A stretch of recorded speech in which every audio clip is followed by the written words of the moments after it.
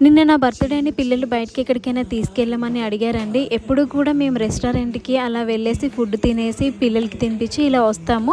కానీ ఈసారైతే first time ఇంకా exhibition కూడా ఉంది కదా అన్నట్లు పిల్లలు కూడా ఎంజాయ్ చేస్తారు కదా! ఈ హాలిడేస్‌లో ఊరెళ్ళి రావడం తప్ప బయటికి ఇంకెక్కడికి వెళ్ళింది లేదు కదా అన్నట్లు ఇలా ఎగ్జిబిషన్ ఉంటే ఎగ్జిబిషన్‌కైతే వెళ్ళామండి. ఫస్ట్ టైమ్ అండి ఇలా జలకన్యుడు ఇంకా జలకన్యని చూడడము. జలకన్య ఉంటుంది అని తెలుసు కానీ జలకన్యుడు అనేదైతే ఫస్ట్ టైమ్ చూస్తున్నాము. చాలా అంటే చాలా బాగుంది. డిఫరెంట్‌గా అనిపించింది. పిల్లలు కూడా చాలా బాగా ఎంజాయ్ చేశారు.